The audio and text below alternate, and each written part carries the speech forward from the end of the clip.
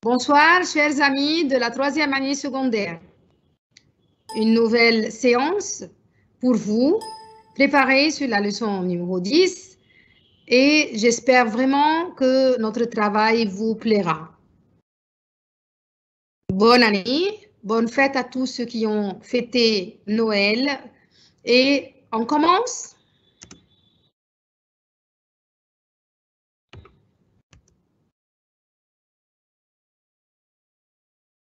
Nous allons travailler la compréhension écrite, la lecture suivie, les situations et thèmes.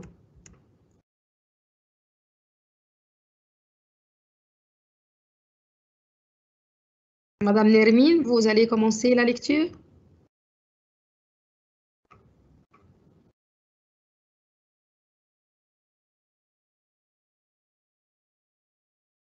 À qui la faute? Il y a 30 comme la principale cause des accidents. Aujourd'hui, l'opinion accuse les fautes de conduite. Depuis longtemps, les spécialistes savent et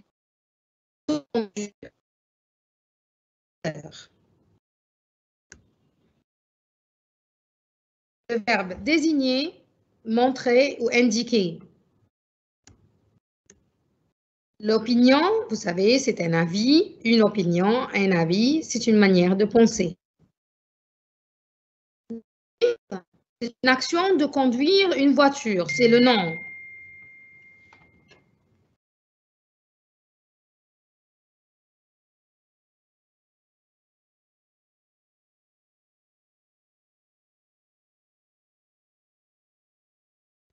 Dernière avec les verbes qui indiquent la cause, comme provoquer, dû à, causé par. De multiple, ça veut dire de nombreux ou de plusieurs. C'est à retenir pour facteurs qui participent à un résultat. Motif, une cause, le pouvoir d'action d'un appareil mécanique. Il est puissant, ça veut dire il est fort, il a un pouvoir. Un obstacle veut dire un objet qui empêche de passer et d'avancer.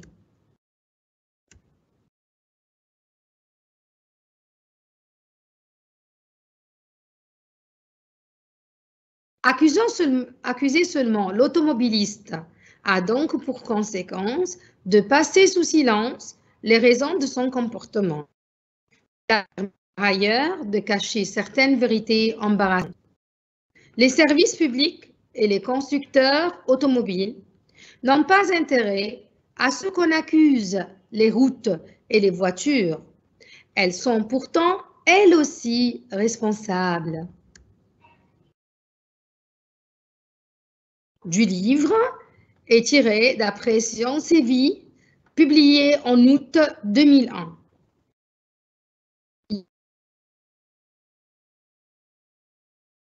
Qui met dans l'embarras. Maintenant, les questions de compréhension. Document. C'est une conversation, c'est un article, c'est une lettre de convocation, c'est un mode d'emploi. C'est un article. On a lu ça, Science et Vie, donc c'est un article de magazine. Quelle était la cause des accidents il y a 30 ans? L'état des véhicules, l'état des routes, l'état des conducteurs.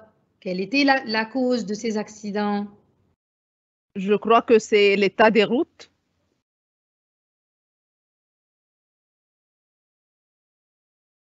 La cause principale de n'importe quel accident, ce sont les routes.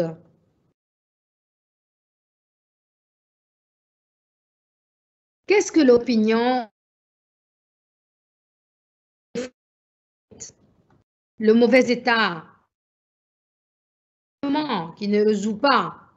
les problèmes, qui n'analysent pas bien les problèmes. Et alors? C'est les fautes de conduite.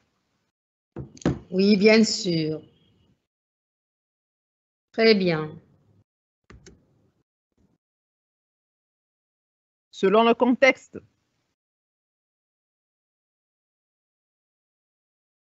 Votre avis, mais là, c'est pas votre avis.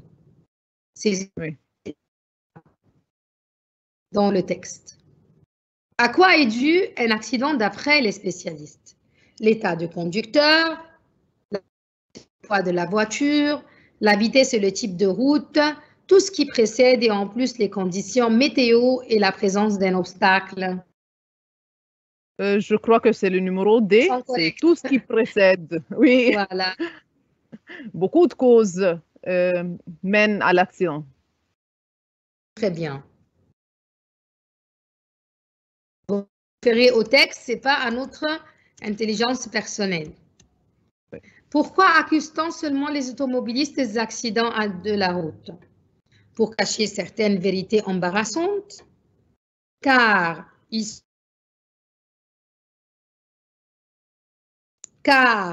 les spécialistes ne voient pas d'autres facteurs pour les accidents, car tous les problèmes des automobilistes.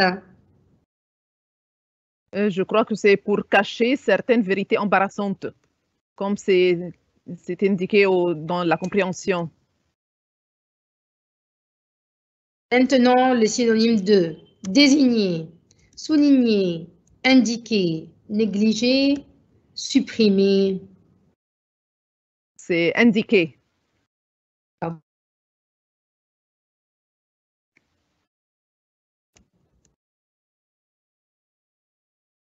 Avis, explication. C'est avis. Ça va, très bien, avis. Quelle est votre opinion ou quel est votre avis? Synonyme de la puissance, la clarté, l'avancement.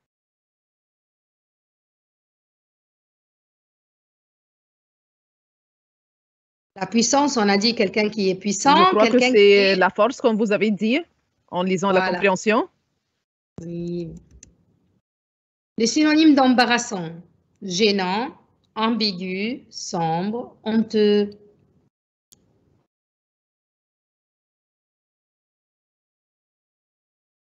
C'est quoi?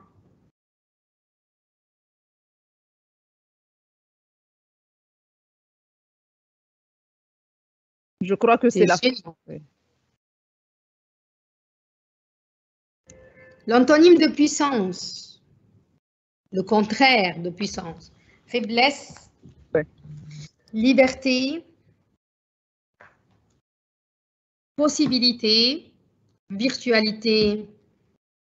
Puisque la puissance, son synonyme, c'est la force, donc son antonyme, c'est la faiblesse. Puissant, force, le contraire, c'est faible, donc la faiblesse. On peut trouver des mots plus simples pour trouver le radical. Faible, faiblesse.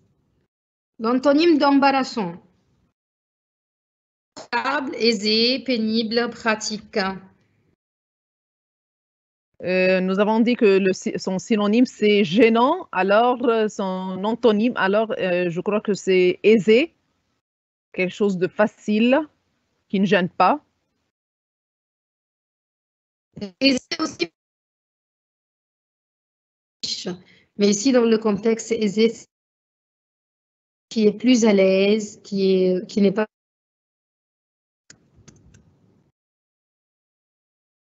Vérité, artifice, doute, évidence, mensonge. C'est mensonge. Voilà, la vérité. L'antonyme de présence. Présence veut dire éloignement, mort, absence. La présence de quelqu'un. Présent, alors, oui. Qui est présent, qui est absent, alors c'est l'absence. Voilà, l'absence. Maintenant, deuxième texte. Sans achat. Vous savez, on aime bien faire des journées comme ça, des journées sans achat, des journées sans voiture, des journées sans travail. Mais Voilà. en Égypte, c'est le contraire, tout à fait le contraire. Achat avec des journées, tabac pour des journées. Black Friday, comme ça, Euh, on achète en oui, plus. le consommateur.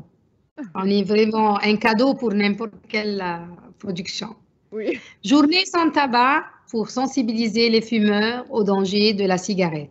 Voilà, la première journée, c'était sans tabac. Pourquoi? Sensibiliser les fumeurs à ce danger du fait de fumer des cigarettes. Fête du cinéma pour attirer le public dans les salles obscures. Journée de la femme, journée de l'enfant, journée de la science, journée des plantes, journée sans voiture. Il y a aussi les journées de l'amitié, les journées de la grande sœur, les journées de la femme internationale, journée internationale de la femme. Il y a journée internationale du professeur. Il y a plein de choses comme ça pour fêter. C'est un peuple qui aime la fête. Certains pays, une journée sans achat. Waouh! Faites un geste pour la terre, arrêtez d'acheter. Alors là, il faut bien comprendre dans cette phrase pourquoi on fait un geste pour la terre quand on arrête d'acheter. Parce que tant qu'on produit, tant qu'on exploite, quand on exploite les ressources de la nature. Donc, il vaut mieux arrêter un peu d'acheter pour sauver l'environnement et le milieu. En plus, quand on fait de l'industrie, ça veut dire plus de pollution. Plus de production égale plus de pollution. Sensibiliser maintenant, ça veut dire apprendre et faire savoir, faire prendre conscience. Obscur, c'est-à-dire il n'y a pas de lumière, ça veut dire opaque, ça veut dire sombre. Le reste du texte.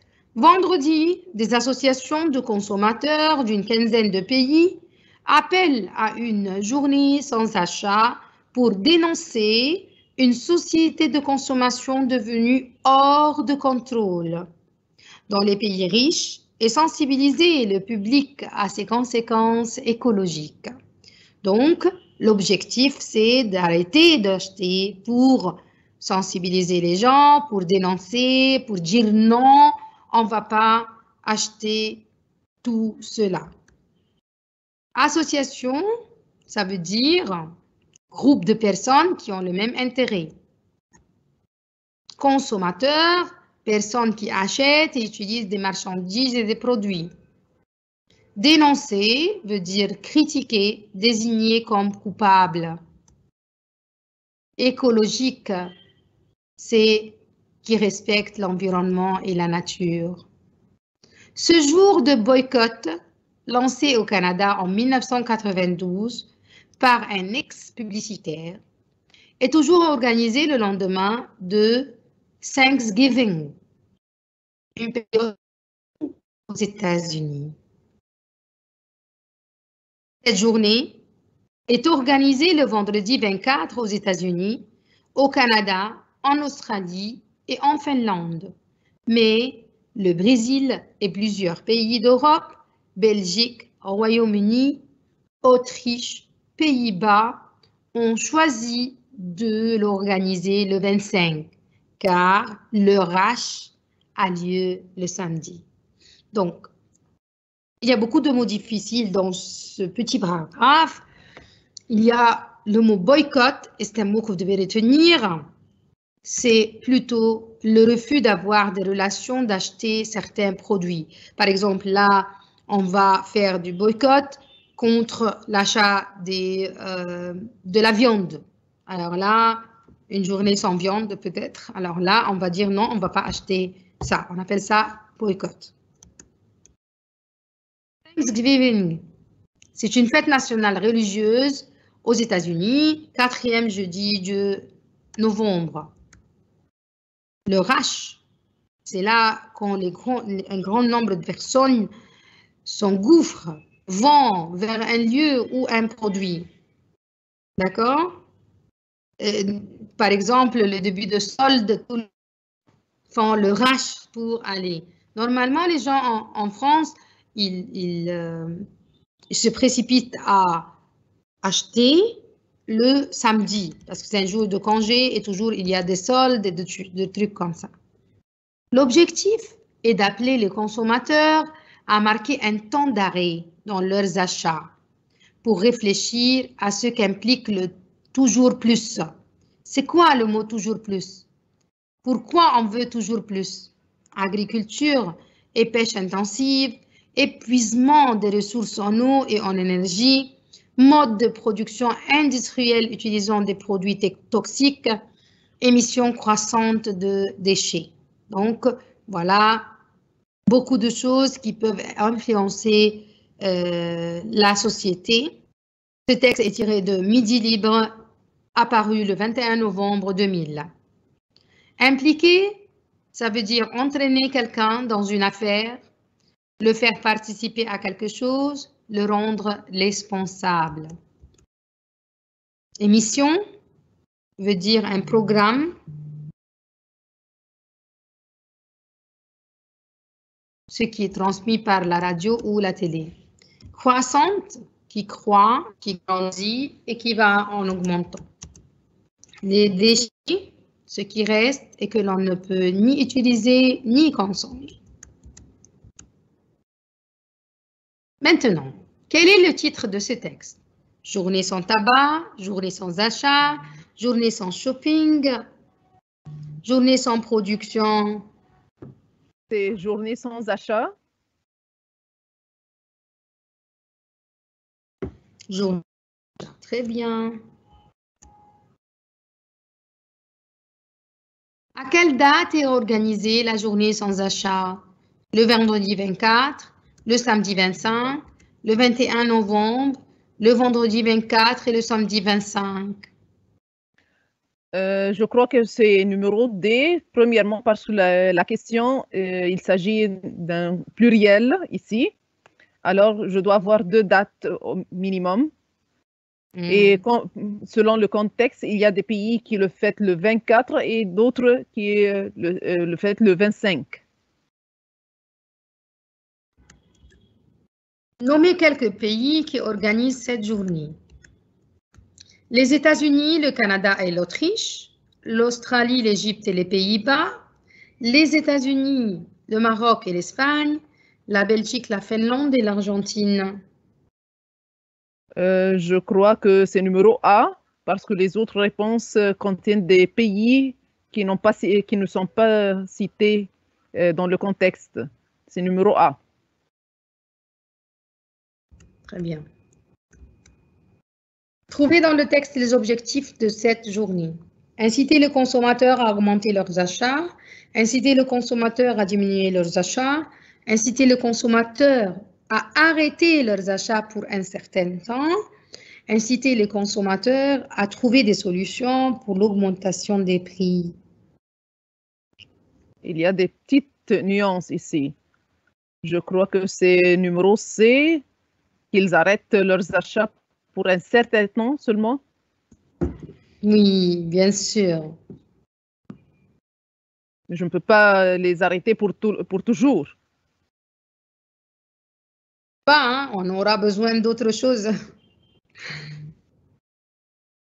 D'accord?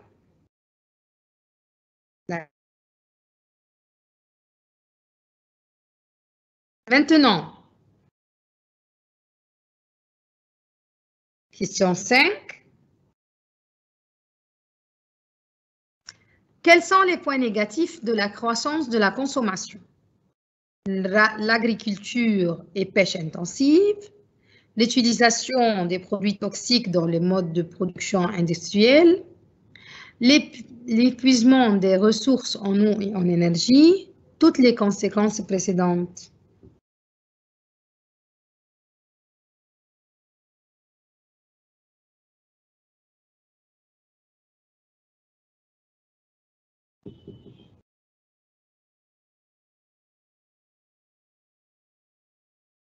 Hmm.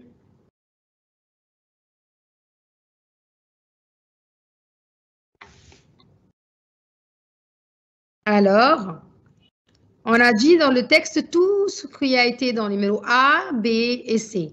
Il y avait le problème de l'agriculture et pêche intensive, qu'on appelle aussi la pêche abusive et la chasse abusive, l'utilisation des produits toxiques qui empoisonnent le milieu dans quelques modes de production industrielle, l'épuisement des ressources en eau et en énergie. Quelle est la date de la journée mondiale sans tabac? Le 24 novembre, le 21 novembre, le 31 mai, le 25 mai.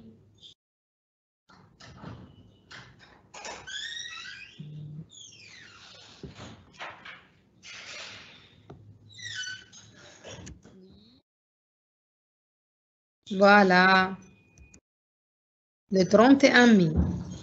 C'est la journée mondiale sans tabac. C'est le 31 mai. C'est écrit en haut. Voilà, très bien. Le synonyme de croissant.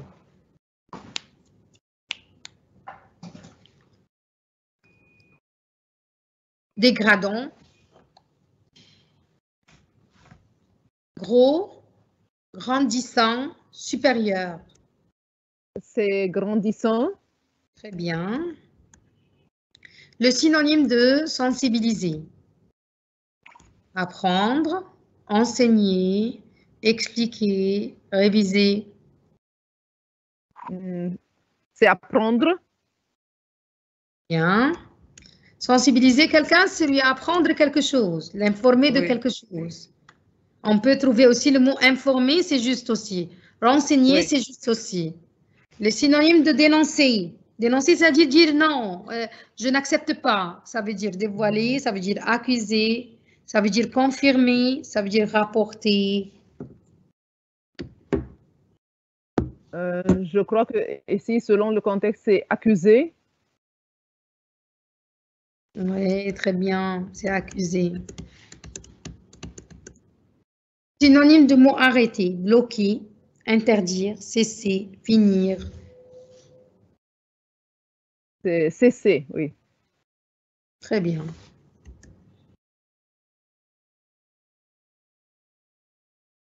L'antonyme de arrêt. Continuation, travail, marche, pause.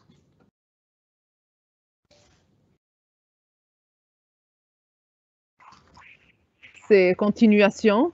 Oui, arrêt, ça veut dire arrêter quelque chose, ça veut dire s'arrêter de le faire. Alors là, le contraire, c'est continuer de le faire et le nom, c'est la continuation. L'antonyme d'épuisement, on a descente, diminution, ascension, rétablissement. Je crois que c'est l'antonyme ici, c'est rétablissement. Oui, très bien. Rétablissement. Bravo. L'antonyme de consommateur veut dire producteur, veut dire marchand, vendeur, acheteur. C'est producteur. Bien. Voilà, consommateur, c'est lui qui consomme. Et l'antonyme, c'est celui qui produit. Oui. Antonyme de croissant veut dire minuscule, décroissant, petit, médiocre. C'est clair ici, c'est décroissant, il n'y a pas de nuance. Il y a un préfixe, voilà. Oui. C'est très simple, Madame Nermine, vous l'avez vu. C'est la seule chose. Il n'y a pas de nuance ici. Oui, est-ce que Madame... C'est clair et net. Est-ce que Madame Nancy, elle est là? Non? Non, malheureusement, elle n'est pas là. Voilà. Maintenant, on fait un petit rappel de ce qu'on a fait la fois dernière. On s'est arrêté que Edmond Dantès a perdu son ami, l'abbé Faria, qui est mort suite à une crise subite. Et puis, les geôliers sont venus et ils doivent emmener l'abbé Faria vers le cimetière du château d'Yves. Et c'est quoi là? C'était la mer.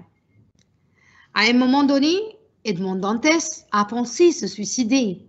Et l'idée de mort est revenue encore une fois. Mais il s'est dit non, voilà, il va continuer pour connaître qui était le responsable de sa misère pour ces années-là. Donc, il a eu l'idée de relever le cadavre, d'enlever le cadavre du sac en plastique et puis de se mettre à sa place.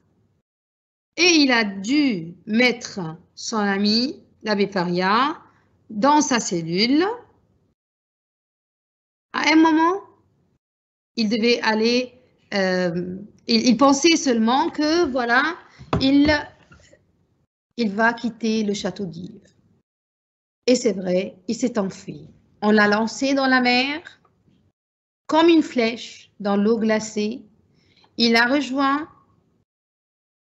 une des îles à côté du château d'Yves, qui est l'île de Monte Cristo. On n'oublie pas qu'il a le plan du trésor qu'il a pris de l'abbé Faria. Maintenant, on va voir qu'est-ce qu'il va faire après sa fuite. À sa fuite du château, Edmond Dantès se renseigne sur son passé. Il apprend que son père est mort et découvre le nom des hommes qui l'ont trahi. Il apprend également que Mercedes, son amante et sa fiancée, s'est mariée avec Fernand, qui est maintenant le comte de Morcerf, et qu'elle a un fils nommé Albert. La famille Morcerf vit à Paris, et Danglars aussi, le comptable qui a tout planifié pour se débarrasser d'Edmond Dantès. On a dit que le plan qu'il a pris de l'abbé Faria décrit le lieu où il y a le trésor de Spada, le cardinal Spada. Il a pris toute cette fortune, puisque la fortune n'appartient à personne. Donc, comme il lui a dit l'abbé Faria, cette fortune est à lui. Et grâce à cette nouvelle fortune, il transforme la grotte de Monte Cristo en une demeure luxueuse, en une maison, en un grand château de luxe. Il voyage énormément et il se fait appeler le comte de Monte Cristo. Il est à Paris pour accomplir sa vengeance. Comme on a dit, à Paris, il y a le comte de Morcerf et sa famille et aussi Danglars. Maintenant, le synonyme de fuite veut dire abandon, immigration, disparition. Que veut dire le mot fuite?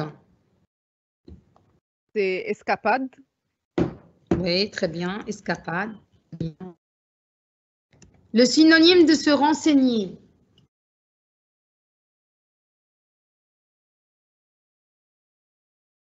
Avertir, s'informer, témoigner, indiquer. Je viens de vous dire là. On s'est dit que un renseignement, ça veut dire une information. Donc, se renseigner veut dire s'informer. Le synonyme de trahir veut dire tromper, corrompre, accuser, dévoiler. Il a trahi quelqu'un, ça veut dire Trahir quelqu'un veut dire le tromper.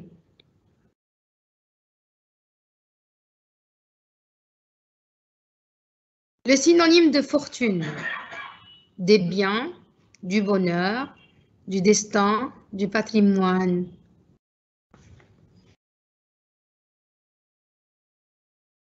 Que veut dire le mot fortune?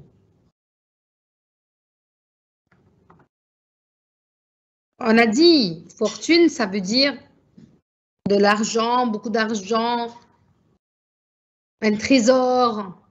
Donc ici, quel est le mot qui peut être convenable?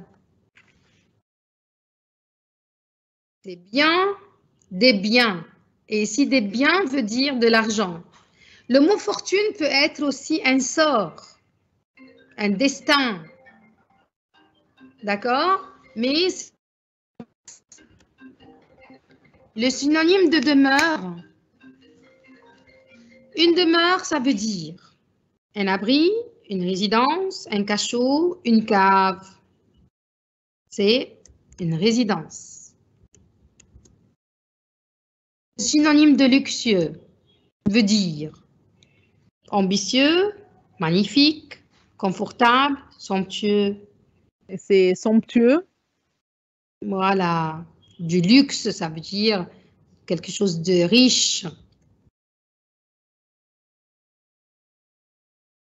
Le synonyme s'installer, se fixer, s'implanter, adapter, loger. C'est loger ou se fixer. C'est Oui. loger, je crois c'est loger. Oui, il y a en fait les deux. Il y a s'installer, ça veut dire loger chez quelqu'un. Et si je dis j'installe un objet, ça veut dire je le fixe. Oui. Je ne vais pas le loger, ça dépend du contexte. Mais ici, il s'est installé dans une demeure luxueuse, ça veut dire il a logé. L'antonyme de luxueux veut dire modeste, scintillant, affreux, ennuyeux. Que veut dire modeste, luxueux?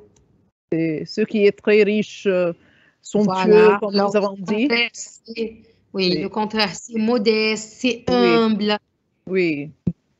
Oui. Modeste, oui. Les autres choix sont tout à fait loin. Loin, oui. Énormément veut dire visiblement, difficilement, peu, excessivement. Que veut dire? C'est l'antonyme ici, n'est-ce pas? Alors, c'est peu. Oui, très bien, c'est peu. C'est beaucoup, donc c'est le contraire, c'est peu. On doit faire très attention s'il demande synonyme ou antonyme pour ne pas confondre. Voilà. L'antonyme d'accomplir veut dire refuser, échouer, abandonner et achever. Achever, ici, c'est le synonyme, mais le contraire, je crois que c'est abandonner. Voilà, je vais abandonner ce que je fais parce que je ne veux pas l'accomplir. Maintenant, quelle nouvelle a découverte Edmond après sa sortie de la prison? Comme on a dit, la nouvelle qu'il a dit, c'est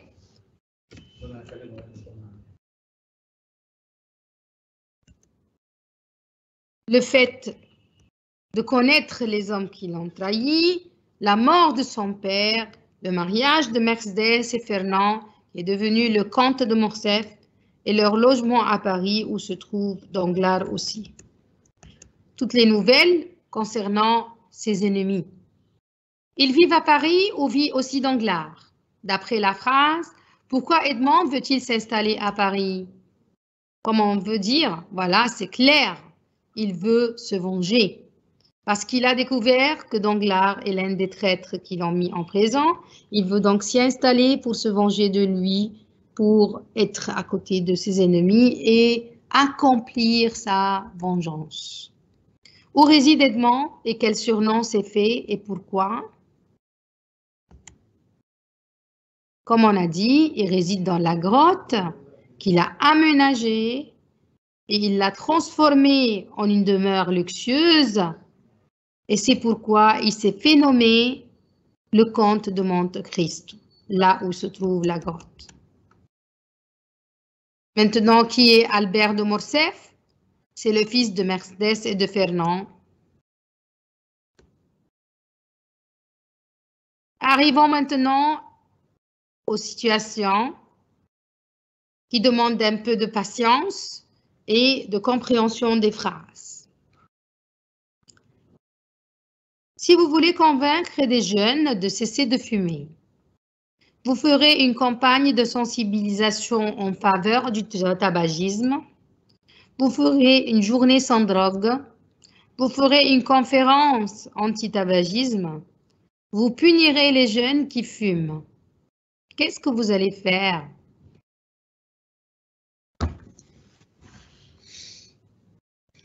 Je crois que c'est la troisième réponse. Oui, vous ferez une conférence anti-tabagisme. Comme vous voyez dans la première cause, là, la première condition, vous allez prouver que c'est une campagne en faveur, donc c'est pour, ça c'est faux. Sans drogue, ça n'a rien à voir. Et on ne punit pas les jeunes qui fument parce que ce n'est pas psychologiquement une bonne solution. Maintenant, si vous ferez, si vous voulez diminuer le taux de tabagisme dans le pays, vous ferez jeter des cigarettes dans l'eau, vous imposerez une pénalité à tous les non-fumeurs, vous ferez une conférence pour alerter le peuple d'une peine de mort, vous ferez des campagnes de sensibilisation pour alerter les jeunes contre les dangers du tabagisme. C'est la quatrième réponse, oui. C'est plus logique la quatrième réponse. Oui, on ne peut pas jeter les cigarettes dans l'eau parce que c'est une source de revenus pour le pays. On ne peut pas imposer une pénalité à tous les non-fumeurs parce qu'ils n'ont pas fait de tort, ils n'ont pas fait des fautes. Vous ferez une conférence pour alerter le peuple d'une peine de mort. On ne va pas le faire, bien évidemment. Les cigarettes ont une mauvaise odeur. Il faut s'arrêter de fumer car les cigarettes ont une mauvaise odeur seulement. Les fumeurs ne peuvent pas réfléchir bien. Le tabac ne coûte pas cher. Les fumeurs peuvent avoir des maladies graves. Qu'est-ce qu'on va faire? Bien sûr, les fumeurs peuvent avoir des maladies graves. C'est vrai que les cigarettes ont une mauvaise odeur aussi, mais ce n'est pas seulement ça la cause. C'est vrai que ça coûte cher, mais ce n'est pas encore la cause. Il faut bien faire attention à toutes les réponses et tous les choix. Parmi les causes pour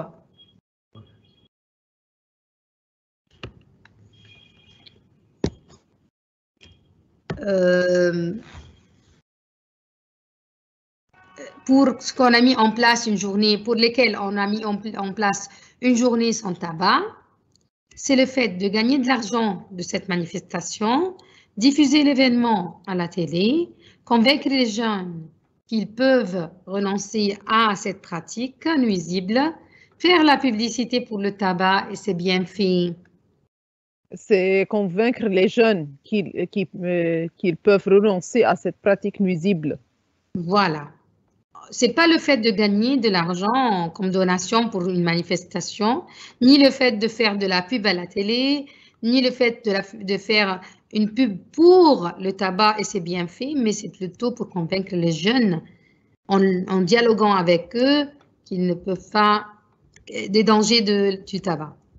Une journée sans achat a pour objectif de diminuer la consommation des gens seulement, conserver les produits à plus tard, pour alerter les gens de l'importance du shopping, sensibiliser les gens sur l'importance de réduire leurs achats. C'est sensibiliser les gens sur l'importance de réduire leurs achats. Voilà, très bien. Bon, maintenant à la traduction. Faites attention. Le canal de Suez est une voie essentielle pour le commerce maritime mondial.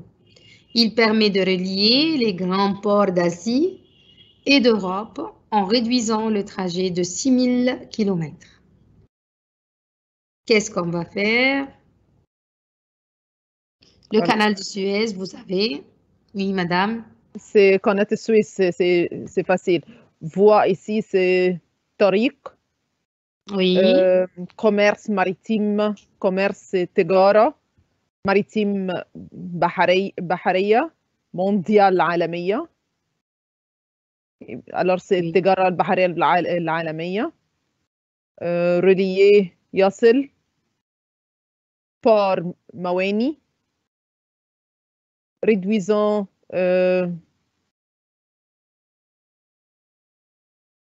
اختصار par exemple trajet طريق.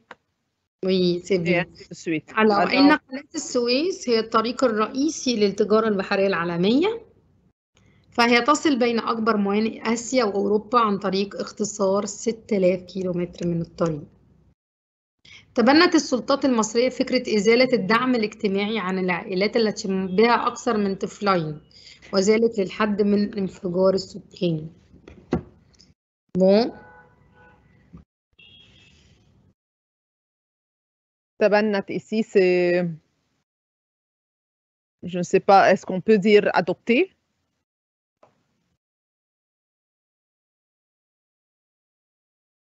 Oui. C'est les autorités. Oui. إزالة, c'est supprimer par exemple. الدعم الاجتماعي, les aides sociales. Oui. الانفجار السكاني, l'explosion démographique par exemple. Oui, oui, c'est juste, très bien. Pour ralentir le boom ou l'explosion démographique, les autorités égyptiennes ont caressé l'idée de supprimer les aides sociales aux familles de plus de 2 enfants. On peut dire aussi ont adopté l'idée, c'est beaucoup plus correct aussi, ont adopté l'idée de supprimer les aides, d'éliminer les aides, ça peut être aussi correct, les aides sociales aux familles de plus de 2 enfants. D'accord? Voilà, maintenant les amis,